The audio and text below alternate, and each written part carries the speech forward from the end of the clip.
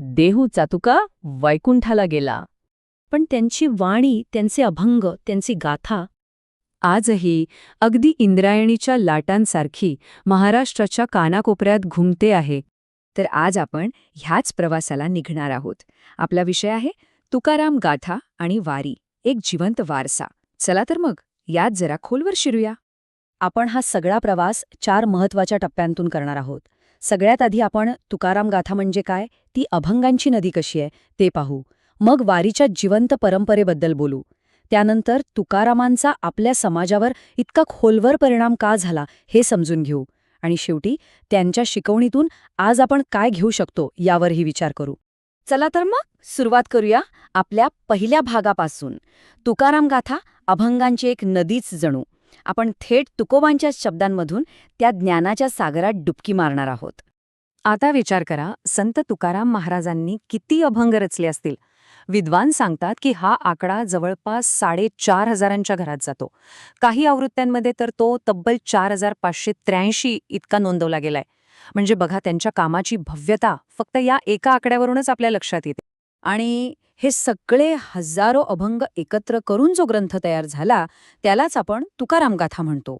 खरं तर वारकरी परंपरेतला हा एक अत्यंत महत्वाचा आणि पवित्र ग्रंथ मानला जातो.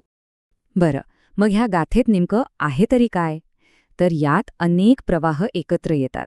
एकीकडे विठ्ठलावरचं अगदी वैयक्तिक, आतून आलेलं प्रेम दिसतं, तर दुसरीकडे संसारातल्या गोष्टी आणि आपल्या अहंकारावरचं प्रामाणिक चिंतन आहे. इतकंच नाही, तर समाजात जो अन्याय होता, जो ढोंगीपणा होता, त्यावर त्यांनी थेट शब्दात टीका केली आहे. आणि सगळ्यात महत्त्वाचं म्हणजे यात भगवद्गीता आणि भागवताचं सार अगदी सोप्या भाषेत मांडलंय. म्हणूनच तर आजही गाथेला लोकांची गीता म्हटलं जात. हे तर झालं ग्रंथाबद्दल. पण हा ग्रंथ केवळ पुस्तकात बंद नाहीये. तो एका मानवी प्रवाहातून आजही जिवंत आहे. आणि तो प्रवाह म्हणजे वारी, एक जिवंत परंपरा. तुम्ही बघा, वारकरी संप्रदायाचा पाया रचणारे 4 मुख्य संत मानले जातात. ज्ञानेश्वर, नामदेव, एकनाथ आणि तुकाराम. हे सगळेच आधारस्तंभ आहेत. पण तुकाराम महाराजांचं वैशिष्ट्य असं की त्यांनी वारीला एक सामूहिक रूप दिलं, ती लोकांच्या भाषेत आणली आणि तिला सामाजिक जागृतीचं एक मोठं माध्यम बनवलं. आणि हे आजही आपण पाहतो. दरवर्षी आषाढी वारीमध्ये संत तुकाराम महाराज पालखी सोहळा देहूमधून पंढरपूरकडे निघतो. हा काही छोटा प्रवास नाहीये. तब्बल 230 ते 240 किलोमीटरचा पायी प्रवास, जो पुण्यामार्गे जातो आणि थेट पंढरपूरच्या विठोबाच्या दारात जाऊनच थांबतो. आणि या प्रवासात काय दिसतं? लाखो वारकरी ज्ञानबा तुकारामचा गजर करत तुकोबांचेच अभंग गात पुढे जात असतात. चालता चालता गाथेचं पठण होतं, कीर्तनं होतात, भजनं होतात, सगळं काही जिवंत. म्हणूनच तर कुणीतरी अगदी बरोबर म्हटलंय, वारी म्हणजे एक चालतं बोलतं विद्यापीठ आहे. बरं, आता एक प्रश्न पडतो की 17व्या शतकातली ही कविता आजही आपल्या आधुनिक समाजावर इतका प्रभाव कसा काय टाकू शकते? चला, हाच चिरंतन सामाजिक प्रभाव आता आपण समजून घेऊया. इतिहास बघितला तर लक्षात येतं, 17व्या शतकात जेव्हा सगळीकडे राजकीय अस्थिरता होती, तेव्हा तुकारामांच्या अभंगांनीच मराठी माणसाला एक ओळख दिली, एक स्वाभिमान दिला. पुढे बघा, थेट 20व्या शतकात महात्मा गांधींसारख्या नेत्यांना त्यांच्या साधेपणा आणि सेवेच्या विचारांमधनं प्रेरणा मिळाली. आणि आज या 21व्या शतकात सुद्धा त्यांचे शब्द समानतेसाठी आणि नैतिकतेसाठी एका सामाजिक मार्गदर्शकाचं काम करतात. किती अफाट आहे! कारण त्यांनी केलं तरी काय? तर त्यांनी थेट जातीभेदावर हल्ला केला. स्त्रिया असोत किंवा वंचित समाज, सगळ्यांना भक्तीच्या मार्गावर समान जागा दिली. गरिबांच्या मनातल्या वेदना, त्यांचं दुःख त्यांनी आपल्या शब्दांतून मांडलं. म्हणूनच ते खऱ्या अर्थाने ज्यांना आवाज नव्हता त्यांचा आवाज बनले. ठीक आहे, हे सगळं झालं इतिहासाबद्दल, समाजाबद्दल. पण आज आपल्यासाठी यात काय आहे? तुकारामांच्या त्या साध्या सोप्या विचारांमधून आपल्याला मनःशांती आणि जगण्याचा उद्देश कसा मिळू शकतो? चला, आता हे पाहूया. आजचं जग बघा ना, सगळीकडे ताणतणाव, प्रचंड स्पर्धा, सोशल मीडियाचा तर सतत मारा सुरू असतो. अशा परिस्थितीत खरी मनःशांती मिळवायची तरी कशी? हा खरंच खूप मोठा प्रश्न आहे, नाही का? आणि गंमत म्हणजे या प्रश्नाचं उत्तर तुकारामांनी 4 सोप्या मार्गांनी दिलंय. पहिला, नामस्मरण, म्हणजे फक्त देवाचं नाव घेणं नाही, तर ते अगदी मनापासून आठवणं. दुसरा, समता म्हणजे कुठल्याही माणसाशी कोणताही भेदभाव न करणं.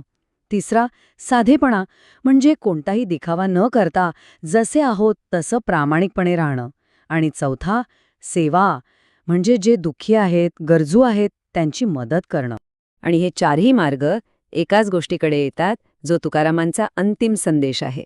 ते म्हणतात, देव काही दूर आकाशात शोधायची गोष्ट नाहीये, तो आपल्या रोजच्या वागण्यात दिसायला हवा.